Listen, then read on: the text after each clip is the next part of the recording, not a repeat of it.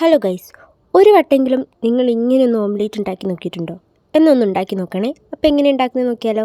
അതിന് നമുക്ക് ആവശ്യമുള്ള മുട്ട എടുക്കാം.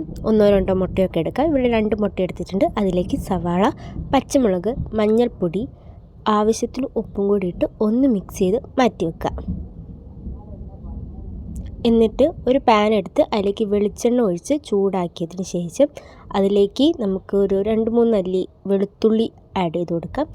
അതുപോലെ തന്നെ പച്ചമുളകും ആഡ് ചെയ്തിട്ട് നന്നായിട്ട് ആ വെളിച്ചെണ്ണയിലൊന്ന് മൂപ്പിച്ചെടുക്കുക. അതിനുശേഷം നമുക്കിതിലേക്ക് ഒരു പകുതി സവാള എടുത്ത് അരിഞ്ഞ് അതിലേക്ക് ഇട്ട് കൊടുക്കാം. എന്നിട്ട് സവാളയൊക്കെ ഒന്നൊരു ബ്രൗൺ കളറായി വരുമ്പോൾ നമുക്കിതിലേക്ക് മസാലപ്പൊടി ചേർക്കാം.